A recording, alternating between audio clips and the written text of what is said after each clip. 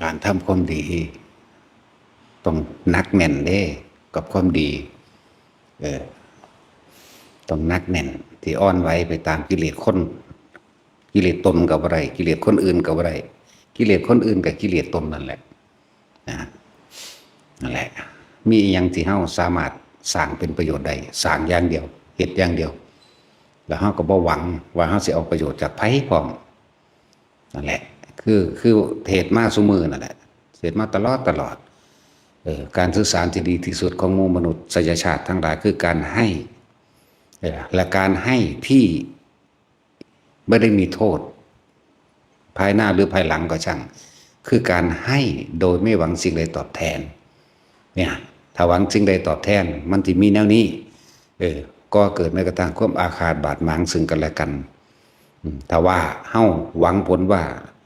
สักวันหนึ่งเขาจะมาช่วยเราคืนทั้งสิถ้าเกิดว่าเขาไม่มาช่วยเราเด้เกิดอาฆาตเด้นั่นอีหานี่บักหานั่นนี่แหละคุณคือสิตายนี่เห็นบอกเป็นโทษแหละการให้ที่เป็นโทษเพราะว่าการให้การช่วยเหลือการแบ่งปันทั้งหลายเหล่านี้จักเป็นโทษเมื่อภายหลังถ้าเขาไปหวังสิ่งตอบแทนนั่นแหละให้ขาดไปเลยว่าต้องไปสนใจอย่างอื่น ไม่ต้องไปสนใจว่าไผจะกล่าวว่าดีก็ช่างไผจะกล่าวว่าร้ายก็ช่างเป็นเรื่องของเขาเดี๋ยวเขาจึงเน้นหนักจึงให้ทุกคนค่อยๆท่านมาทีละเล็กทีละหน่อยเด้อท่านจะหวังผลแล้วก็จะท่านทีละหลายบาทหนึ่ง2 บาท5 บาท10 บาท20 บาทไปเรื่อยโดยก็บ่ได้ไปหวังพร้อมเมื่อเฮาท่านมาทีละหน่อยเฮาบ่เสียดายเพิ่นละบาทบ่เสียดายนอนดอกแม่นบ่ล่ะแล้วก็เกิดเป็นความเคยชินในอุปนิสัยชินในการให้โดยบ่หวังสิ่งใดตอบแทนพร้อมกับมันหน่อยนำบาทหนึ่งให้แล้วไปเลยเหมือนกันนั่นแหละกับที่เฮาสาดน้ำหรือเศษอาหารทิ้งลงไปในห้วยหนองลำคลองเฮาเข้าใจว่ามันบ่ได้บุญที่ใดมันเป็นบุญเพราะว่าเฮาบ่ได้หวังสิ่งใดตอบแทนพร้อมปลาซิ่วปลาสร้อยหรือสัตว์ในน้ำได้กินนั่นแหละตัวบุญมันมาเกิดเพราะว่าเฮาบ่ได้หวังถ้าหวังแล้วบุญมันบ่เกิดมันไม่ทำให้เกิดความสงบบ่เกิดความสงบในใจของเจ้าของเองเห็นบ่วันนี้เฮาทาน100 200สาธุเด้อขอให้ผู้ขาพ้นทุกข์พ้นยากวิตหนี้วิตสินนะให้ถูกลอตเตอรี่รางวัลที่1หรือแจ็คพอตบางที่ก็ขอให้ลูกบุญรักษาเทวดาคุ้มครองลูกผู้ขาเด้อให้อายุยืนเด้อบ่ให้เป็นโรคภัยไข้เจ็บเด้อไปทั้งใดก็ให้เจ้าพบโชคลาภวาสนาความร่ำรวยเด้อนี่คือมันบ่สงบมันบ่เป็นบุญนั่นแหละจึงให้ทุกๆคนนั่นนะที่แนะนำอยู่เรื่อยให้ทีละหน่อยบาทหนึ่ง2 บาทจำนวนให้กันหน่อยประกอบกันกับการได้ยินได้ฟังเพิ่นบ่ให้แลกเพิ่นบ่ให้หวังผลในท่านบ่ให้ไปมีความหวังกับบุคคลผู้ใดผู้หนึ่งเลยนั่นแหละอีกอย่างหนึ่งที่บอกประกอบการมาเรื่อยๆตราบใดที่เรายังยื่นมือขอความช่วยเหลือจากบุคคลผู้อื่นตราบนั้นท่านจะไม่พ้นจากทุกข์ทั้งปวงเฮายังเป็นทุกข์อยู่เหมือนเดิมให้ท่านหวังผลก็เป็นทุกข์นะยื่นมือขอความช่วยเหลือจากบุคคลผู้อื่นก็เป็นทุกข์เพราะว่าอย่างแต่เขาบ่ซอยนี่เกิดฮอดความบาดหมางอาฆาตไปเลยนะเป็นเจ้ากรรมนายเวรกันไปเลยเป็นว่าคนซุมื้อนี่สร้างกันฮอดกระดูกดำตายบ่เผาผีเขาก็บอกไปล้วนแล้วถ้าเป็นการผูกอาฆาตล้วนแล้วถ้าเป็นการนำสิ่งเหล่านั้นมาแบกไว้เป็นอารมณ์มันเกิดแล้วมันบ่หายเด้อถ้าบ่ว่าฝึกหัดเอาใหม่เวลาตอนเฮาโมโหอย่างตอนนั้นแต่สิเป็นคือกระบอกไม้ไผ่คืออัดลงไปแล้วในขอนั้นโกรธครั้งที่2อัดครั้งที่2อัดครั้งที่3มันบ่ได้หายไปเด้มันทับไปเรื่อย1 2 3ไปเรื่อยเด้นั่นแหละจึงเน้น การให้ทานบ่หวังผลในทานมีจิตผูกพันในผลแห่งทานบ่มุ่งการสังสมความอยากได้อยากดีอยากมีอยากเป็นสังสมความให้ได้รับการช่วยเหลือจากบุคคลผู้อื่นที่เราช่วยเหลือ คำว่าท่านมันบ่แม่นแค่ว่าท่านอาหารยารักษาโรคเครื่องห่มตลอดทั้งที่อยู่อาศัยบ่แม่นแค่นี้ช่วยเหลือบุคคลผู้อื่นกำลังแรงกายที่เฮาไปช่วยกันไปช่วยเขาก็นี่ก็เอิ้นว่าท่านกำลังคือเฮามาท่านเฮ็ดวัดนี่นะทั้งเฮามาท่านเฮ็ดศาลาเฮามาท่านของพวกนี้แหละเฮ็ดกับวัดกับว่านั่นแหละปลูกต้นไม้บ่รดน้ำต้นไม้บ่หรือว่าสร้างศาลาสร้างกุฏิวิหารลานพระเจดีย์ต่างๆบ่ต้องไปหวังหยังพอ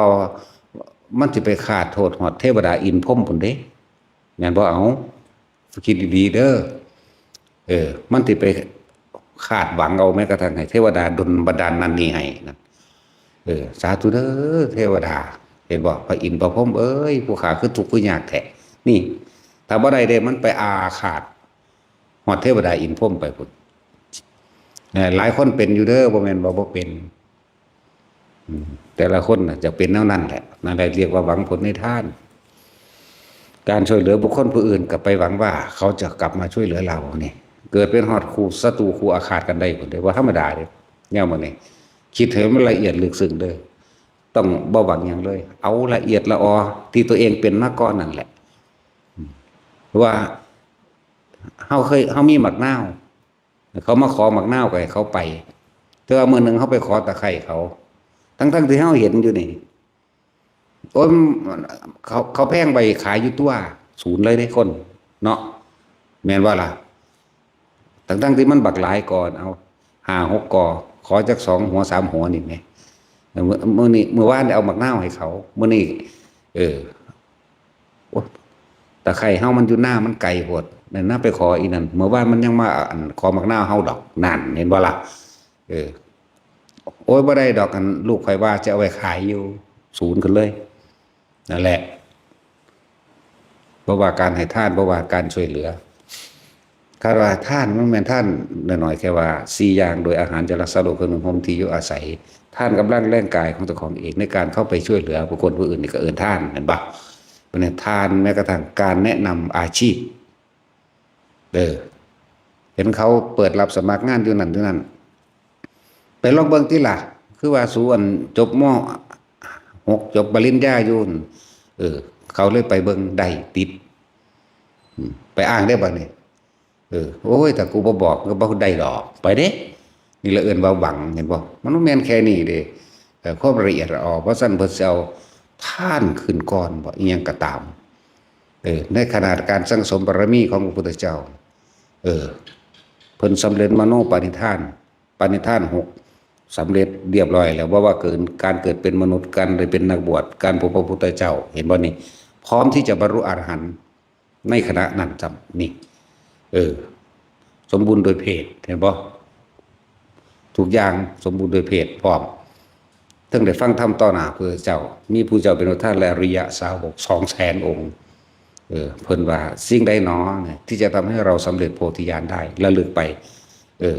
ท่านขึ้นก่อนเลยเห็นบ่ล่ะนี่ยังอธิบายมาอาหารจะรักษาโรคเครื่องห่มที่อยู่อาศัยกำลังแรงกายนี่เป็นของภายนอกนั่นเด้อันที่อยู่อาศัยยารักษาโรคเครื่องห่มตลอดทั้งเครื่องอำนวยความสะดวกทั้งหลายทั้งปวงเพื่อให้เขาเข้าสู่จุดหมายได้นี่เป็นของภายนอกเลยของภายในเด็กกำลังแรงกายที่เราช่วยเหลือการใช้กำลังแรงกายช่วยว่ารถเขาตกลมเข้าไปดันซอยเขาขึ้นที่กนี่เอื่นทางกำลังและในกายอื่นก็คือท่านเลือดเห็นไหมเลือดเนื้อดวงตาอวัยวะต่างๆในกายนี่เป็นอุปปารมีทานเพราะมีทานของภายนอกเราจึงทานของภายในได้จึงถึงที่สุดแต่ว่ารู้สึกว่ายังไม่ถึงที่สุดแห่งทานไล่ลงไปมั่งอีกแม้ชีวิตเราก็ให้ได้นี่ไล่เข้าไปอีกได้บ้างนั่นแหละแต่ว่าเพิ่นจังสำเร็จมโนปณิธานหรือสัมโมปณิธานของเพิ่นเองมันขนาดนั้นเด้ท่านเป็นปากทางของการสำเร็จโพธิญาณก็ได้ท่านก็เป็นปากสำเร็จพานิพพานก็ได้ใจบ่บาดนี่นั่นคือเพิ่นนี่หมายถึงเพิ่นอธิษฐานบารมีในความปรารถนาของเพิ่นอยากเป็นพระพุทธเจ้าคือเลยเฮ็ดแบบนี้มันตั้งไว้แล้วเพิ่นก็เฮ็ดของเพิ่นไปบัดสำหรับคนที่ปรารถนาพระนิพพานบัดนี้ เฮาก็ว่าศาสตร์นี้เป็นศาสตร์สุดท้ายเฮามาฟังธรรมบัดนี้เฮามาฟังข้อวัดปฏิบัติหรือแนะเพิ่นแนะแนวทางให้แบบนี้โอ้บ่หวังผลในทานบ่มีจิตผูกพันในผลทางทานบ่มุ่งการสังสมบ่อยากได้หยังบ่อยากเป็นหยังอย่าไปเสียดายถ้าเฮาอยากได้อยากเป็นจิตสิมีที่ตั้งความคิดของเฮาสิไปสร้างความหวังเอาไว้จิตมโนนึกภาพแม่นบ่มโนนี่สมมุติว่าอยากรวยเป็นแบบนี้พุ่นมันไปนึกภาพด้วยนั่นนึกภาพบ้านหลังใหญ่นึกภาพรถนึกภาพความสุขสบายสะดวกสบายนั่นเห็นบ่มโนวิญญาณเกิดคือรับรู้ความรู้สึกในความพอใจควรเป็นเช่นนั้นต้องเป็นเช่นนั้นมันจะไปแบบนั้นและจิตมโนวิญญาณเกิดเมื่อมีความรู้สึกรับรู้ในความมีความรู้สึกว่าพอใจที่จะทำเป็นอย่างนี้ไปเกิดละภพมันเกิดก้อนชาติเด้เนื่องกันจังซั่นแหละภพนี่คืออารมณ์ความรู้สึกพอใจกับไม่พอใจสองอย่างจากว่าละจังซี่แหละภพเกิดถ้าอุเบกขาบ่ทันได้เกิดเป็นการข่มภพหรือละถึงขั้นละกันได้อีกนั่นแหละเลยบอกว่าท่านที่บ่หวังอีหยังเลยจิตบ่ได้มีหม่องตั้งไว้ตั้งหวังไว้ตั้งไว้ว่าสิได้บ้านตั้งไว้ว่าสิได้เป็นเจ้าคนนายคนตั้งไว้ว่าสิได้เป็นทหารตำรวจตั้งไว้หรือเอิ้นว่าจิตมีที่ตั้งเมื่อมันตั้งแล้วมันก็มโนนึกภาพ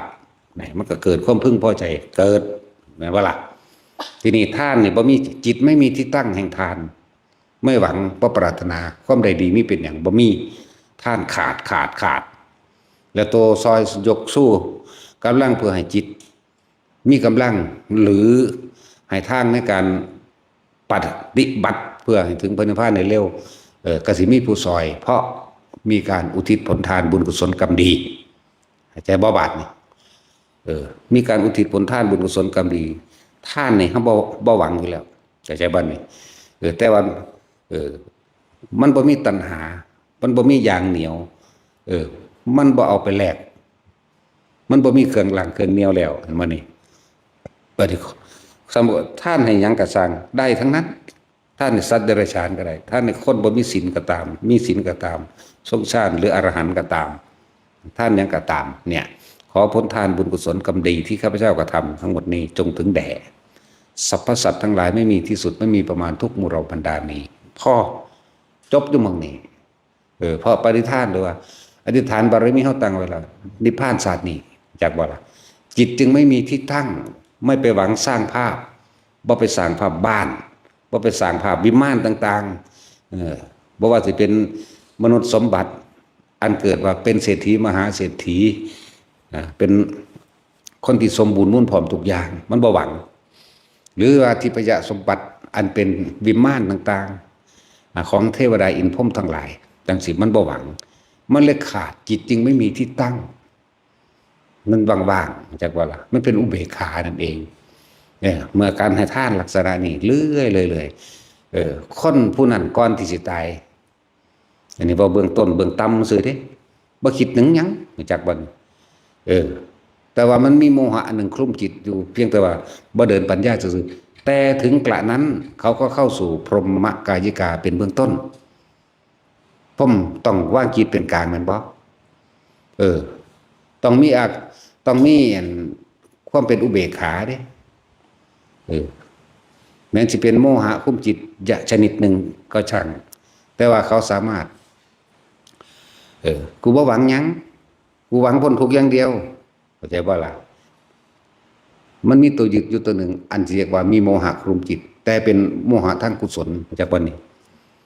เข้าไปสู่พรหมกายิกา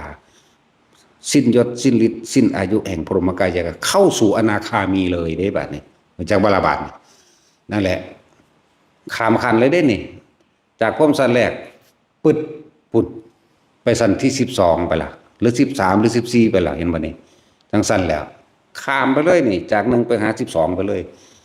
นั่นแล้ว จังว่าเป็นหยังเฮาคือเน้นบอกแต่แนวเก่าๆแท้กันแนวเก่าๆนี่มันบ่ทันเข้าใจเนาะ แล้วนั่นแหละว่าทานที่กระทำแล้วให้ถึงพระนิพพานได้คือทานไม่หวังสิ่งใดตอบแทนเด้อจบอยู่หม้องนี้นี่คนบ่มีความโลภเด้ จังท่านแบบนั้นแม่นบ่แน่แต่ว่ามีโมหะคุมจิตแต่ว่าเป็นกุศลคุมไว้คือกันแต่ว่าโมหะตัวนี้เป็นทางกุศลจากว่าล่ะเป็นกุศลสังกัปปะแต่คนผู้นั้นสิฮู้หรือบ่ฮู้ไม่รู้จากว่าล่ะแต่ว่ากูบ่อยากได้หยังอีกนี่กูบ่อยากเป็นหยังอีกพร้อมนี่มันก็ไปหันของมันเองจิตบ่ไปว่างที่ตั้งไปมันก็เป็นไปตามอุเบกขาของมันและบัดนี้สิว่าอีหยังก็พวกเฮาตั้งใจเจตนาในการที่ทรงฌานเจริญฌานสิว่าอีหยังที่พวกเฮาเจตนาตั้งเอาไว้ในการทำความรู้สึกตัวอยู่ในเฮาเองนี่บ่ล่ะไผสิรู้อีหยังก็รู้ไปเถอะหน้าสวรรค์นรกเจ้าสิระลึกชาติได้เท่าใดก็สร้างอนาคตอดีต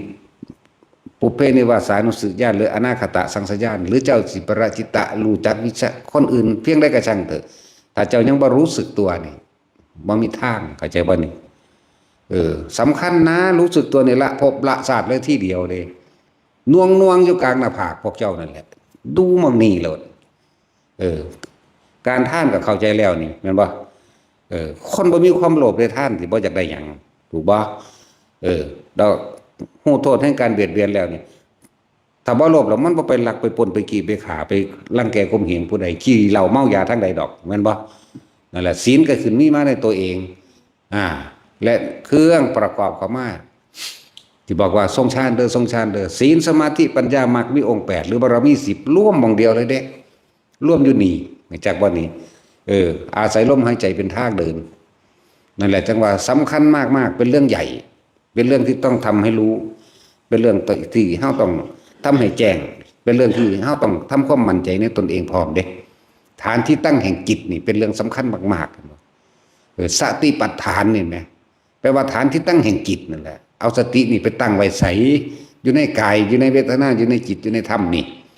บาลาเขาบอกสันติว่าสติปัฏฐานติยังลงตั้งมั่นบอกจิตตั้งมั่นหรือยังลงในฐานจึงว่าฐานที่ตั้งแห่งจิตกับผู้รู้กับจิตอันเดียวกันให้มันมารู้สึกตัวอยู่ในกายอันนี้อยู่ในหน้าผากเขาเองนี่แหละ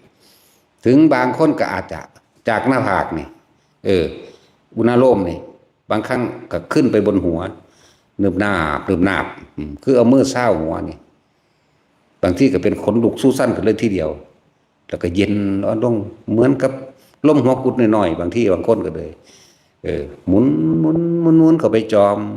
บางที่ก็กระจายวื้อไปวื้อมาเห็นอยู่แค่นี้มันจบแล้วถ้าบ่ได้เฮ็ดได้ซ้ำนี่บ่ซั่นสิว่ารู้หยังก็สร้างธนาถ้าบ่รู้สึกโต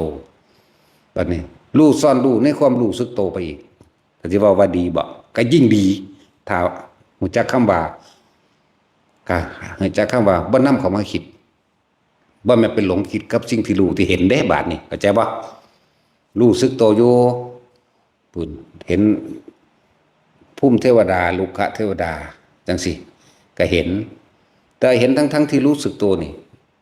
เฮาก็บ่นำมาคิดแต่ว่ามันรู้อยู่ว่าอ๋ออันนี้คือเทวดาอันนี้คือเทวดาอันนี้ก็รู้โดยของมันเอง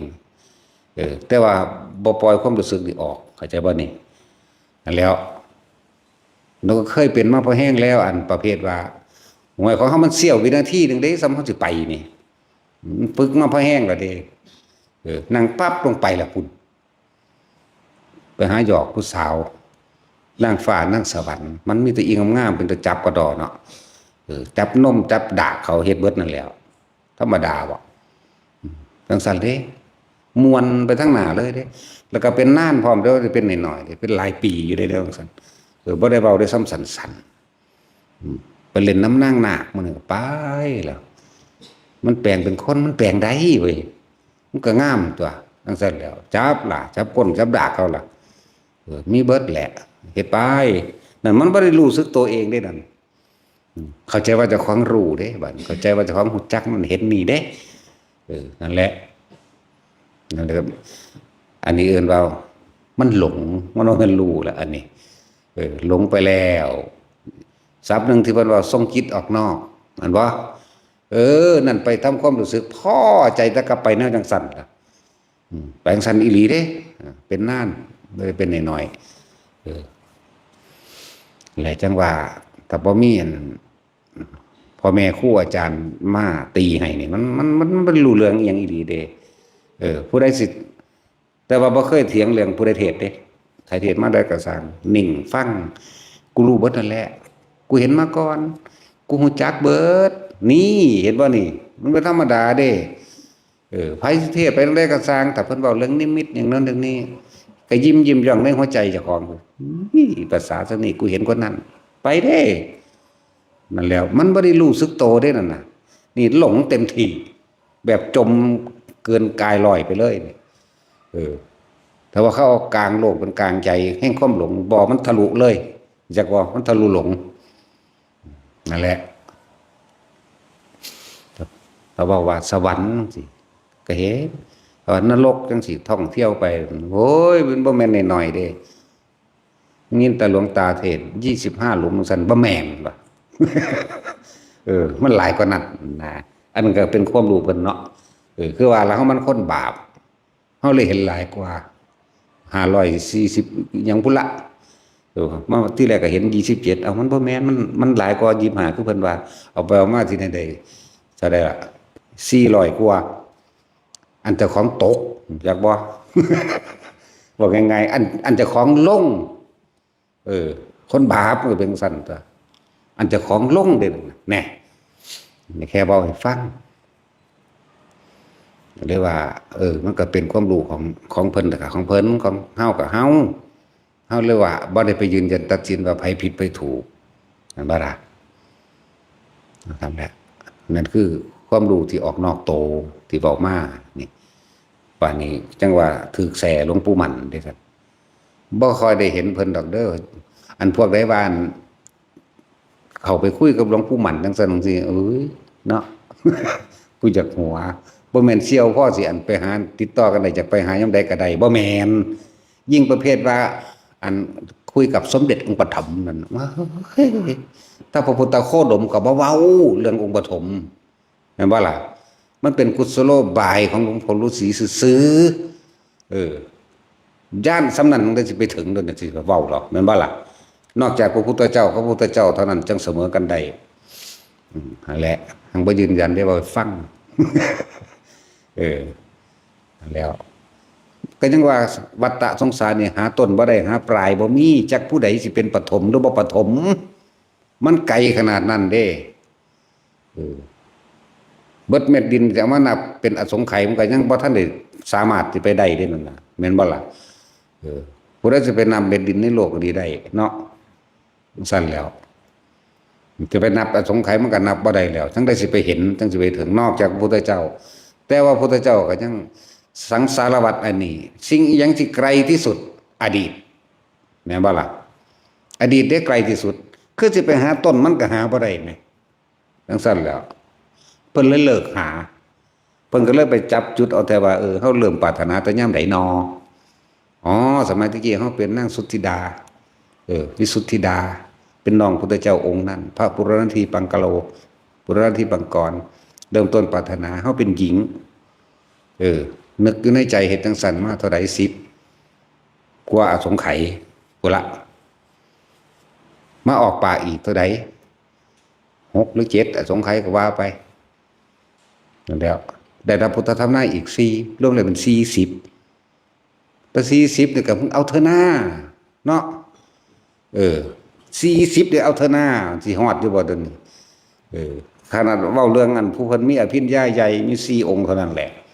พระโมคคัลลาพระสารีบุตรพระนางพิมพาเห็นบ่แล้วก็พาหิยารุจิริยะนี่4องค์เท่านั้นนอกนั้นอย่ามาคุยมันบ่แม่นแต่ว่านี่และลึกชาติได้แค่1อสงไขยแสนกับเท่านี้ซ้ำพวกเฮากระจอกคือเฮาผู้เดียวนี่แหละจังได๋สิไประลึกได้ฮอด4สงไขย5สงไขย20 30 40 80ปานนั้นเดี๋ยวนี้เนาะนั่นแล้วพระพุทธเจ้าข้อดมเฮาบ่เว้าถึงจักเทื่อเด้แม่นบ่นั่นแล้วถ้าปฐมจิตนั่นเจ้าของเป็นเองเข้าใจบ่นี่หมายถึงว่าปฐมฌานทุติยฌานตติยฌานนั่นแหละ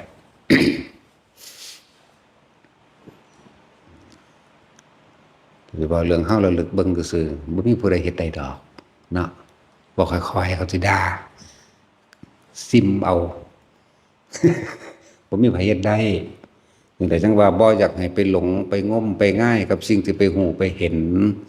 เข้าใจบ่ล่ะครับพระพุทธเจ้าบ่เว้าให้สิเว้าได้แนวจังซี่เนาะ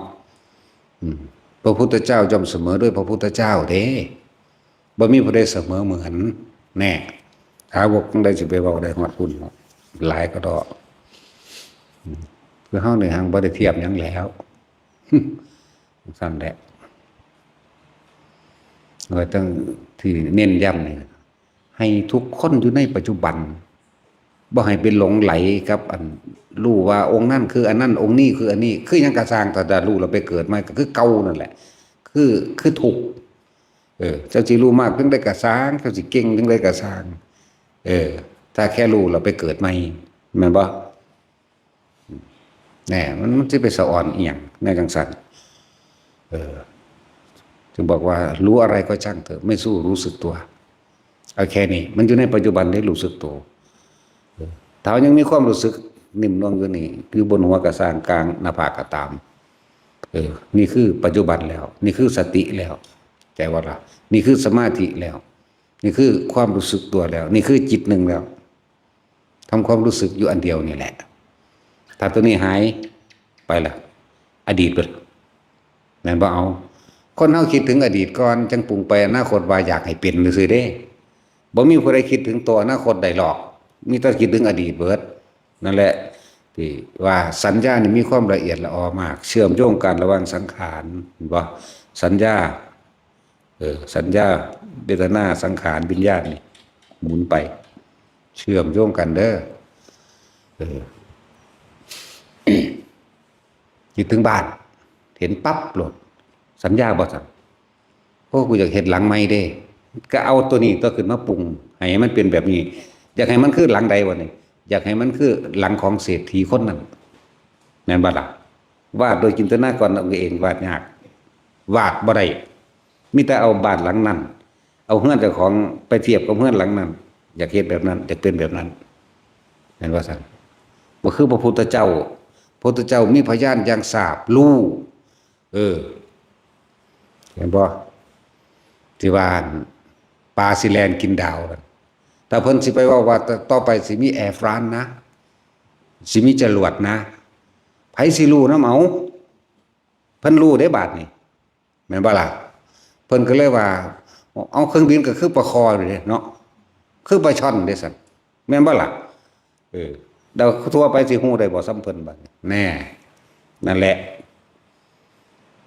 พยานเพิ่นนอกนั้นมีจะจินตนาการเอา เอาจินตนาการจากอดีตไปเป็นอดีตที่จำบ้านหลังน้อยกับอดีตที่จำบ้านหลังใหญ่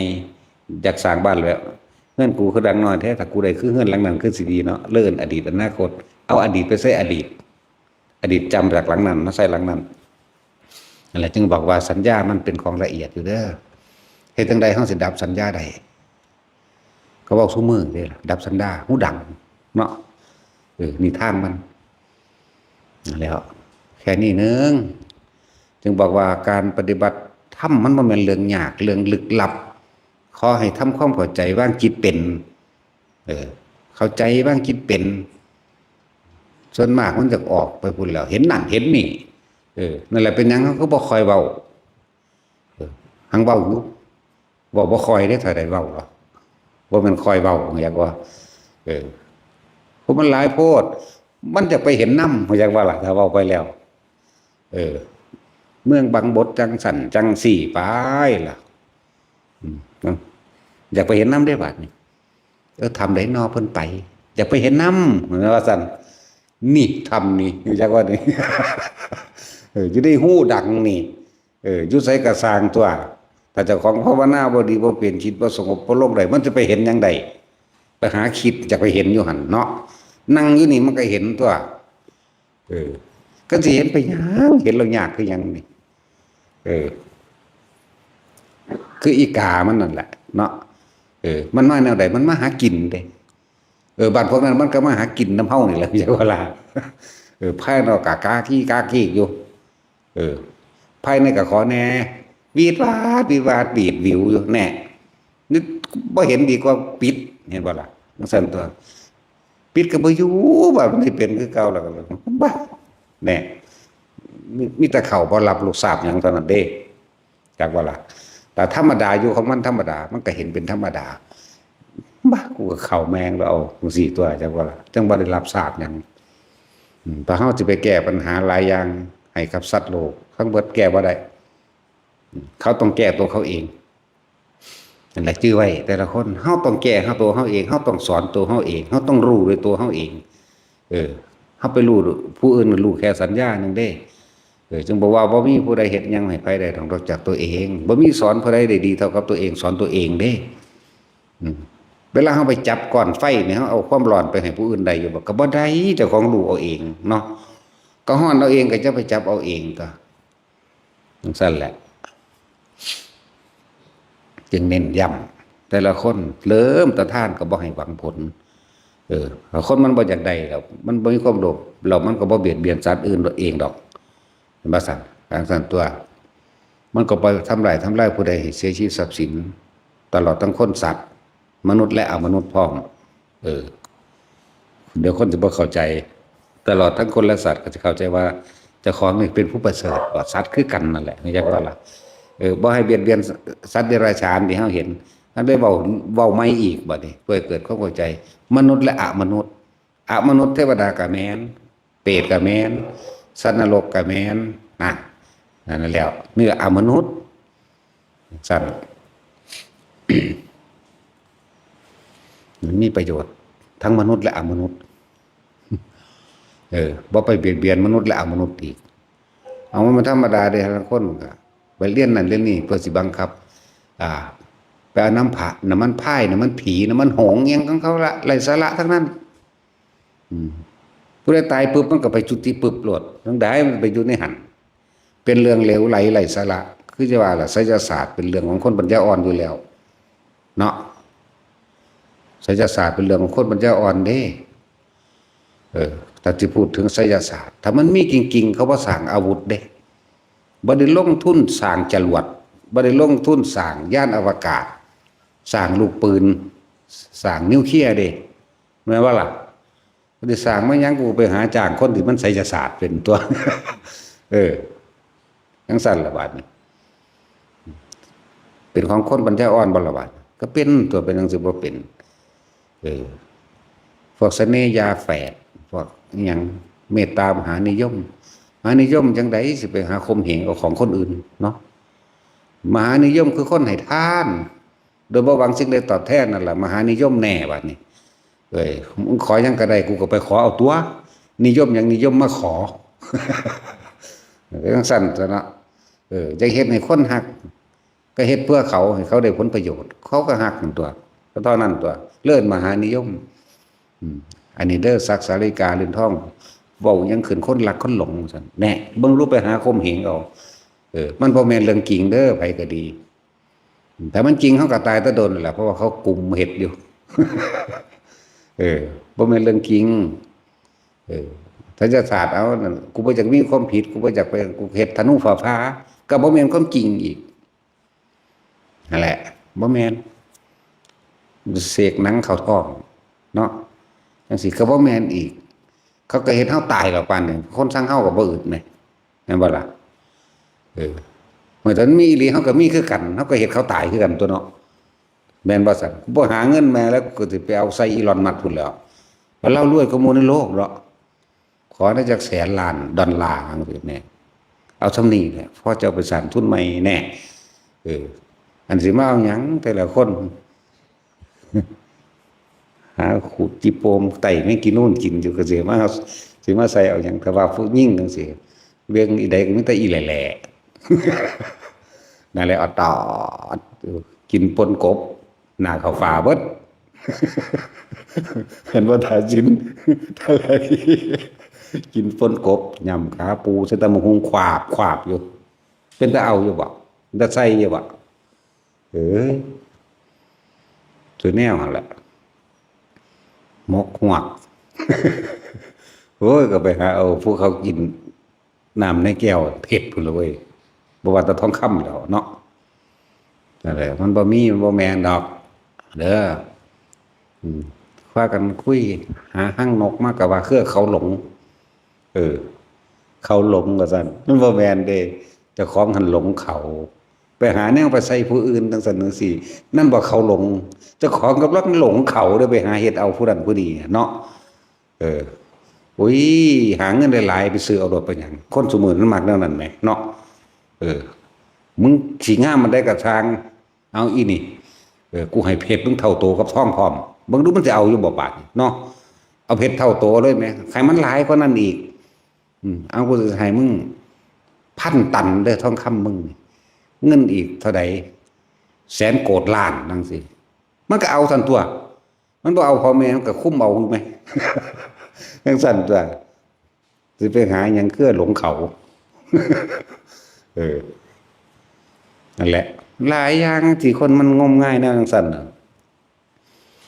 เฮ็ดผีไปสิงไปใส่กันน้ำมันพงน้ำมันพายอยู่สั่นมันบ่ได้สู่น้ำมันหมูเด้เรื่องว่าทอดปูทอดปลาได้กินอยู่น้ำมันพืชพวกนี้เนาะแนวนี้เด้นะเอาน้ำมันเบนซินน้ำมันโซล่าคือเป็นตาเอาอยู่ น้ำมันพายเอาไว้อย่างเมื่อยวะเหมือนเรือ หลายอย่างเลยคือคนเขาว่าวันนั้นนี่คือว่าละคนแปลว่าวุ่นวายแปลว่ามืดแปลว่าหลงแปลว่าบ่จักหยัง คนแปลว่าสั่นไปหาเสือในจังสันโอ้ยหังจมหังง่มไปสิไปเว้าเรื่องนิพพานได้จังได๋แม่นบ่ล่ะสิไปเว้าเรื่องอัตถิอัตโนนาโถตนแรกเป็นที่พึ่งของตน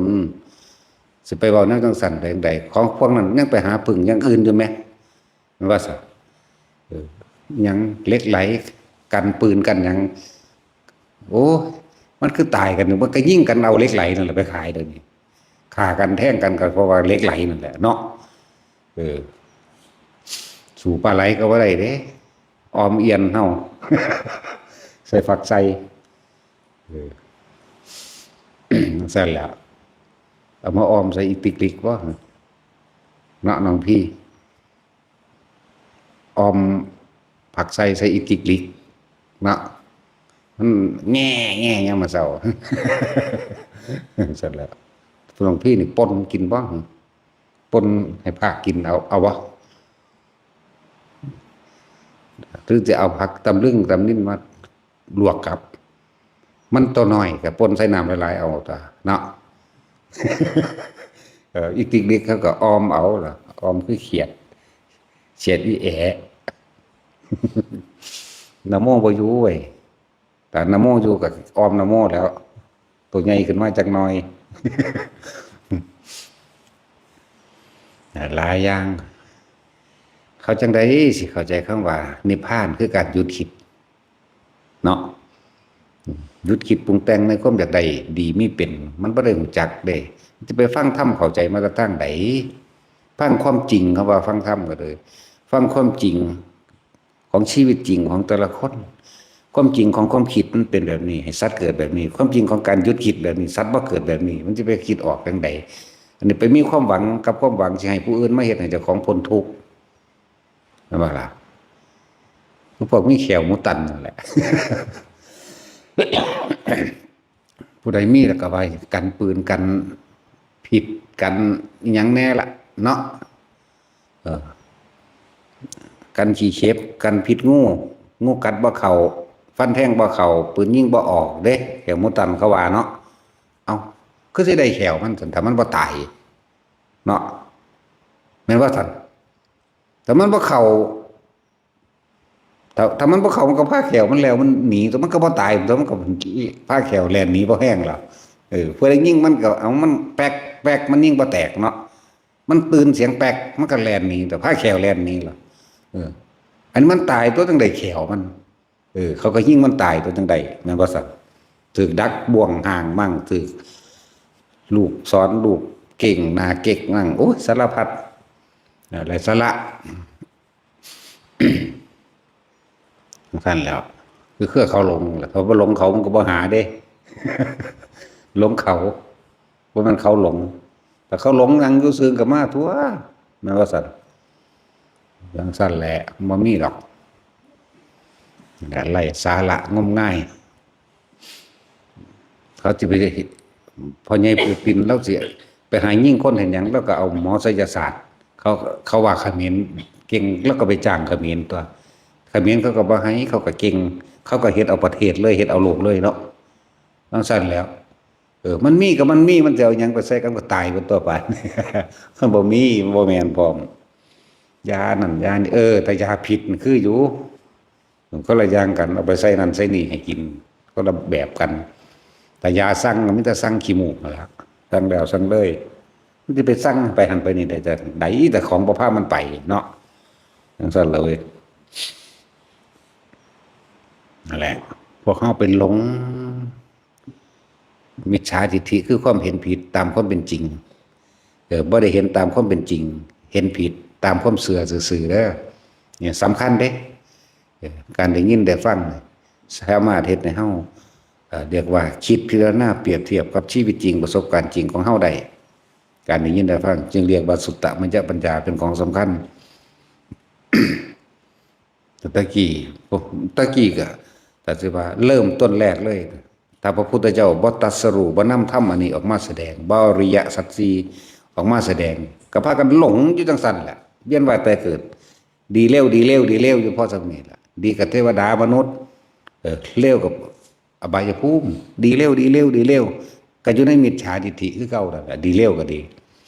นี่แหละ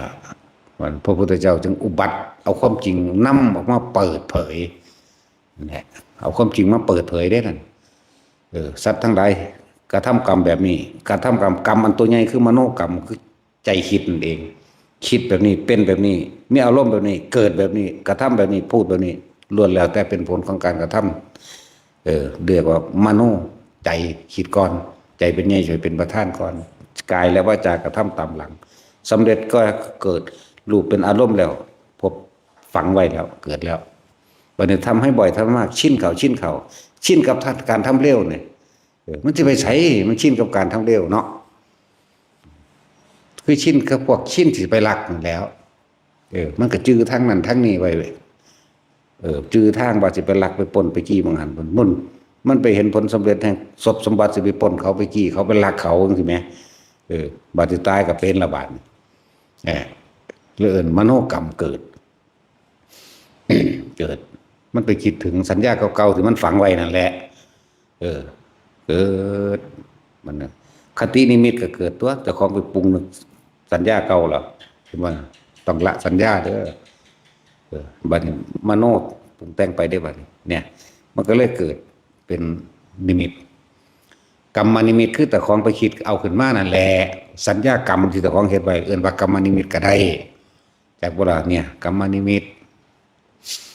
บัดนี้ก็เป็นคตินิมิตทางที่สิไปเนี่ยเห็นโบราณเป็นไฟเป็นหยังก็ว่าไปเป็นผ้าไฟใหม่หรือว่าเป็นล้านเพิ่งแดงไปเบิดที่เบิดอันพื้นปฐพีกันนั่นแหละมันก็ย่านถ้ามันได้ห้องขึ้นว่านี่บางที่ก็เกิดกลายเป็นคนมาไล่เจ้าของเองบางเห็นผู้เดียวนั่นเด้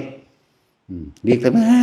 แม่มันมาแล้วได้บัดนี้เล็กแล้วเพชรเป็นขึ้นแลนแต่ว่าคนมันบ่แลนได้ยังตะตีนตะมือเกิดตึกตักน้ำเตียงที่เฮาเห็นนั่นน่ะตั้งแต่มันหนีนั่นแหละบางที่ก็เอาหัวฟาดพุ่นฟาดพี่ไปทั้งสั้นแล้วนั่นถ้าพวกนั้นตายเราเป็นนรกจิตสุดท้ายเป็นแบบนั้นนั่นแหละคนบ่อนมาฝึกหัดทางนี้มันจะไปเข้าใจหยังแล้วจึงบอกว่าพวกเฮานั่นน่ะเอาแต่เฮาโลดอันเรื่องบอกเรื่องสอนก็สอนก็บอกเป็นธรรมดาก็เฮ็ดจังซี่ล่ะบอกอยู่แนะนำให้ได้ไอ้เรื่องที่จะต้องสอนตัวเองคือตัวเองน่ะต้องไปปฏิบัติเองจึงบอกว่ามันไผที่สอนปานใดก็สร้างแต่เฮาบ่สอนตัวเองเฮาบ่ฝึกหัดโดยปฏิบัติโดยตัวเองเฮาบ่รู้เด้นั่นจังซี่ของคนเคยตายมาแล้วก็รู้จักคือได้ตอนนั้นแหละ454หลุมนี่แหละตกนรกบ่ได้ว่าจะของไปสวรรค์นี่สิบอกให้เฮานี่เก่งขนาดได้เรื่องนรกยังว่าได้ซั่นฟังหลวงตานรกท่านเขียนไว้25หลุมว่าซั่นหึยของเฮาหลายกว่านั้นอันของเฮาไปซั่นแล้วแหละในตำราว่า8 เนาะในตำราว่า8บัดนี้ความรู้จริงของเพิ่นนั่นน่ะที่พ่อใหญ่บัวมันว่า25แบบนั้นแบบนี้ของเฮามัน445พุ่นแม้มึงกูเก่งบ่บาทนี่เพิ่นได้ ก็เก่งตัวมันจังลงนรกเนาะแต่ว่าเก่งมันสิมาเกิด จังซั่นตัวนั่นแหละจึงว่าความรู้อีหยังก็ช่างเถอะที่นำมาบอกอุปมาอุปไมยหรืออุปโลกขึ้นมาซื่อๆเด้ที่จริงก็เห็นจริงๆนั่นแหละก็อุปโลกขึ้นมาเพื่อให้เฮาเอาเป็นแนวสอนแต่ของเองนั่นแหละความรู้อีหยังก็สร้างสู่รู้สึกตัวบ่ได้เนี่ยบัดสุดท้ายเฮาไปรู้อีหยังหลายๆเนี่ยเฮาก็อยู่ในความรู้สึกตัวเองคือเก่าเด้บ่ได้ไปส่งจิตออกนอกความคิดนั่นนี่กับไผดอกบ่จะฮู้ดอกผู้ใดคิดแนวใดน่ะมันวุ่นตั้งแต่เว้ากันวากๆอยู่ซุมื้อนี้กันพอแห้งแล้วเนาะยังจะไปฮู้ความคิดคนอีกอยู่โอ้ยกูบ่เอาแล้วแม่นบ่ล่ะตั้งแต่ผู้ใดแล่นมานี่บ่มีของดีบ่อาจารย์เลิศโอ้ยเนาะฮู้ดังมึงอ่ะเด้บ่ได้เข้าใจเนาะบ่อันของขังมาซั่นมีซุ่ม สู้ก็ไปซื้อเอาน้ำตลาดร้านค้าสู้ก็เข้าไปในหันสู้ก็ขังตัวเองไว้ละขังว่ะบ่อันเนี้ยพกไปไหมพุ่นน่ะก็มึงก็พกอยู่ในสันหูดังมึงบ่มีบ่นี่ก็จะว่ายังบ่ได้เข้าใจเด้ก็เลยว่าโอ้ยฟังสักก่อนแหน่ผู้ใดสิมากันเลย เอาเพิ่นคือบ่ให้พรก็มีบ่กูบ่มีพรสิให้ไผกูไปเฮ็ดเอาเองโลด เท่านั้นแล้วก็เพิ่นสอนอยู่ซุมื้อนี่เรื่องพรก็เลยนี่ละทางนี่ละพละนี่ละกำลังก็เลยก็บอกอยู่ซุมื้อนี่เด้ซั่นหนทางเดินการใช้ชีวิตนี่แหละพรก็เว้าอยู่ซุมื้อนี่เทศนาไปว่าบอกไปว่าสอนไปว่าบอกหนทางว่าอันนี้ควรอันนี้บ่ควรในกาลเทศะเทศนาก็นี่ละเทศนาก็เลยอันนี้ควรเด้อนี่บ่ควรเด้อนี่แหละเทศนาบอกกาลเทศะว่าอันนี้ควรนี่ไม่ควรก็ไปเราเองตัวมันบ่เฮ็ดให้ได้แม่เนาะแล้วมันก็ยกตัวอย่างให้เบิดนะนี่ว่าเรื่องหมวดแห่งศีลนะอันนี้เรื่องศีลเป็นทั้งศีล สมาธิแบบนี้ศีลนิเทศนิเทศบอกคนทางเธอให้เกิดความตั้งมั่นแห่งศีลเรียกว่าศีลนิเทศสมาธินิเทศปัญญานิเทศเพิ่นก็บอกเนื่อยะให้ซื่อๆตัวเองก็ไปเฮ็ดเองก็และแล้วพวกเขาเอาตัวไผตัวมันโลดเอาตัวไผตัวมันก็บ่ได้แปลว่าไปเบียดเบียนรังแกข่มเหงทำลายให้ผู้ใดผู้หนึ่งเสียชีวิตทรัพย์สินตลอดทั้งมนุษย์และอมนุษย์ได้ล่ะแม่นบ่ล่ะคำว่าเห็นแก่ตัวนี้คือบ่ได้กลับมาเกิดอีกพุ่นเด้กูบ่อยากไม่เห็นไผอีกจังว่านี่นั่นแหละจังว่าอิหยังกระช่างอย่าหนีออกจากความรู้สึกตัวเทียบเอาเองเทียบเจ้าของเอาเองตัวแต่เฮายังนิ่มๆนวลๆอยู่กลางหาผากเฮาสุขทุกข์มันบ่ได้เกิดได้นั่นน่ะรู้จักว่ามันละพบแล้วซ้ำนี่แหละมันบ่แม่นของที่ไปกลุ่มอีหยังยากปานนั้นเด้บ่มันเป็นนั่งรับตายในผู้ใดทำในผาดอกไปรับอยู่หั่นก็ได้ว่าตั้งแต่ขอให้พวกเจ้าอยู่ในความรู้สึกตัวใดนะว่าล่ะเพิ่นบ่ได้ให้ไปทรมานกายดอกถ้าสิเอาคือเพิ่นจะคลอดเราหาก็คิดออกนั่นดอกถ้าเวเมภิกขเวอันตาปปชิเตนะนั่นไปดูก่อนภิกษุทั้งหลายพวกเธอจะเข้าไปที่สุดถึง2ส่วนนั่นแหละอัตตกิริยมัฏฐานิโยโคเนี่ยนิโนคโมโปตุเชนโกนริโยนาตสันหิโตนี่โยจะยังอัตตกิระนัฏฐานิโยโคอย่าไปทำกาทรมานกายเอาตัวใจโลดพี่เอาตัวอยู่ความรู้สึกพี่โลดจะบ้าบานนี่แล้วทองอยู่แทบที่ซุมือเอาโลดเนาะขนาดถึงแปลให้ฟังเลยบ่ได้เว้าบาลีได้เด่นบ่ได้ว่าถ้าเป็นเมภิกขเวอันตาปปชิเตนะเด้บ่ได้เว้าหลักการอิหยังเลยเด้นั่งสั่นแล้วแปลก็แปลอยู่พอสำนี้ล่ะเอาความรู้สึกจริงๆใส่กันโหลด พวกเจ้าทำความรู้สึกอยู่กลางหน้าผากมันอยู่กลางหัวมันคำว่าทำนี่คือมันทำเอาเองดอกถ้าฝึกได้แล้วเข้าใจบ่เฮาบ่ได้เป็นผู้กำหนดให้มันขึ้นเด้เฮาเป็นผู้รู้ตามมันซื่อๆเด้รู้น้ำมันวิธีฝึกก็บอกแล้วตลอดเอาเถอะหน้าเงินเท่าไร100 ล้านพันล้านก็ซื้อบ่ได้ดอกนาความรู้สึกนี่เอาแม่เนาะต้องมาฝึกเอาเองจังสิอยู่ขั้วโลกใดก็สร้างเจ้าก็มาฝึกเอาเอง ตัวเองเฮ็ดเองได้จังสิรู้ได้เอาเงินมาซื้อมันซื้อบ่ได้ได้ความรู้สึกนี่แต่ขนาดความรู้สึกเจ็บปวดเนี่ยก็คือบ่ซื้อผู้อื่นมาปวดแทนเนาะจังซั่นตัวคือบ่ซื้อผู้อื่นมาป่วยแทนซื้อผู้อื่นมาตายแทนที่เอาผู้อื่นมารับความรู้สึกของเจ้าของได้ดีนะรู้สึกเจ็บรู้สึกปวดรู้สึกร้อนรู้สึกหนาวเอาแม่นั่นแล้วอันใดสิไปมีค่ากับความจริงอันนี้อันใดสิไปมีค่ากับ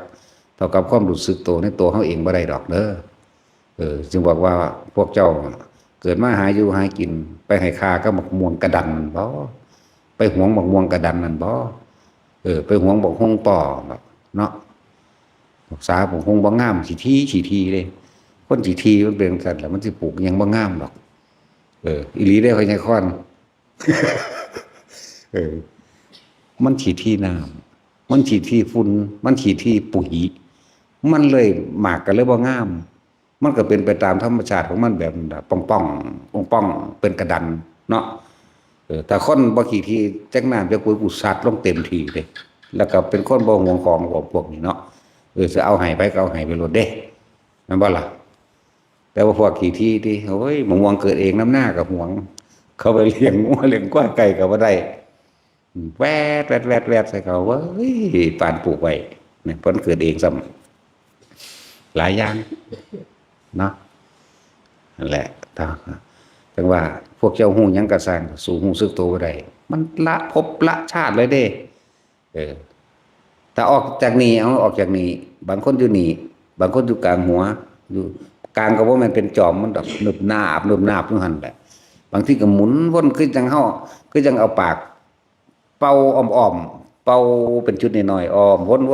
นขึ้นนะสิยังได้คือเขาหรอว่าผู้บ่เป็นนี่ก็เลยมันก็เป็นแต่เฮานี่แหละนั่นแล้วผู้ใดเป็นแล้วรู้จักแล้วอย่าออกจากจุดนี้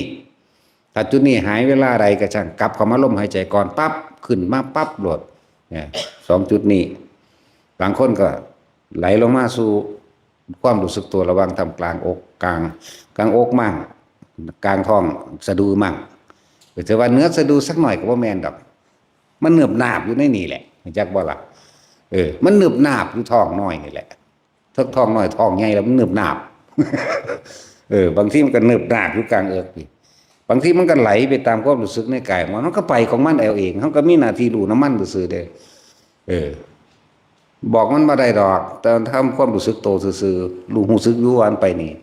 มันลงขาลงแอวแล้วตอนนั้นเป็นไส้ติ่งแตกมันแล้วเขากำหนดได้พอแห้งแต่เขาก็มาคมไว้บ่ให้มันปวดจากบ่ล่ะเนี่ยมันเนิบหนาบอยู่หม่องไส้ติ่งแตกร่างกายมันบ่เป็นของเฮามันพ้นบ่ไหวมันก็ตายของมันตัวเนาะก็ไปพาอ๋อบ่เห็นว่าพาสิถึงพาแหมงกลางท้องกระโดดพาเครื่องเลยว่าสิพาตัดสินก้อยกินอยู่หามื้อนี้เขางัดตับออกมาไหมอุ้ยเป็นตาแซ่บคือหยังตัดสินก้อยมักก้อยงัวอยู่แล้วเนาะก้อยงัวก้อยควายก็มักกันดะน้ำยาใหญ่เบิดแล้วบีกับบักไงว่าก้อยถ้าเข้าหมอว่ะหยอกก็หมอเฉยเด้มันบ่ได้ย่านจังเม็ดเนาะบางหันแน่บางนี่แน่เด้ให้เขาหมุนขึ้นมาเบิ่งน้ำเขาเด้จังซั่นแล้วแต่เสียดายบ่มีเพียว่ะจักบ่ล่ะมันบ่มีห่วงย่อยเขางัดปีนขึ้นมาดีนี่แหละเบิ่งอันนั้นอันนี้เขาปีนขึ้นมาเว้ยก็มีดน้อยๆเนี่ยตัดหน่อยก็แงบก็ตัดออกบักหลายเด้อคดลงงงอยู่พวกใดเคยกินใส่กรอกระวังนั่นแหละใส่ลงคอก็บ่จักมันเป็นขวนเป็นคดอยู่มั้ยเนาะเขาก็ตัดออกเขาก็เปงลงนั่นแหละโอ้ยเสียดายอย่าเพิ่งก้อยกินเอาตับมากินแต่เครื่องว่ะเนาะจังซั่นก็มันเป็นเรื่องตลกขบขันไปได้เฮาบ่ได้พยาสิญาณยังเม็ดนั่นก็แล้วหมอหารแล้วก็หัวพอเล่าดินะครับอยู่โรงพยาบาลหมอหารนั่นแหละคนป่วยที่อารมณ์ดีที่สุดบ่จักว่าเขาสิจะสลบ2เข็มก็ยังบ่สลบแม่แปลกประหลาดบ่ล่ะโอ้ยพาโลดก็จังว่าวางสิแม่นักเดียมได้ตอนเขาพาจากหัว พานักเดียมเวลาไปทางแผลก็คือกันจวดจานแล้วก็มือขวนด้วยพ่อใหญ่นั่น คุณตาจุยเป็นผู้เฝ้าตาจุยเจ็บกัดแก้วกัดข้างอยู่ตาจุยเพิ่งเข้าจากหัวคิกอยู่นั่นแหละนั่นผลแห่งการทรงชาติจากบ่ละถ้าดึงมันออกมาใส่ตัวเวลามันเป็นนั่นนี่ก็ดีเขาเห็ดเป็นอยู่ไหมนั่นแล้วไผเฮ็ดให้ก็แต่ว่าเฮ็ดเราเองเฮ็ดเข้าออกจนมันชินและชำนาญแล้วจะมีปัญหาอย่างประสันเสวาโอ้ยบ่จะเกิดอันหนึ่ง บ่จะเกิดดอกแต่ก็อยากตายพร้อม มีผู้ใดว่าอยากตายเนาะตื่นขึ้นมายามมื้อเช้ามันลุกมาแบงหยังว่ากูขี้คร้านกินข้าวเมื่อวานจังซั่นอีหลีเด้แปลกแล้วหากินอีกแล้ว ขี้คร้านกินข้าวขี้คร้านล้างหน้าแปรงฟันอีกบ่แปรงแมงล่ะเนาะ ผมชัวหยังกับคนอยู่มาบ้านบัดนี้กินหยังมื้อนี้เฒ่าโอ้ยังกับมารถเด้พวกผู้ชายเนาะไปอย่างไปได้ยังกินเอื่นสวนกัน โอ้ยนี่ได้ปลาทูได้ใส่กรอกแน่ได้มกหน่อไม้ปิ้งไก่ยังก็มีแต่ดูกดอกไปเลยมันบ่เบื่อบนนายบ่มาให้ลูกก็บ่อยากกินบัดนี้เนาะเถียงกันนำนั่นแหละอีหลีนี่แหละแต่ละคนตื่นขึ้นออกหากินคือไก่นี่หาเคี้ยกินบางหันบางนี้ลูก2 ตัว 3 ตัวขึ้นไปก็ตีกันได้บ่พอใจแย่งเนื้อกินกันอุ้ยนายวะเนาะไปสมาทาน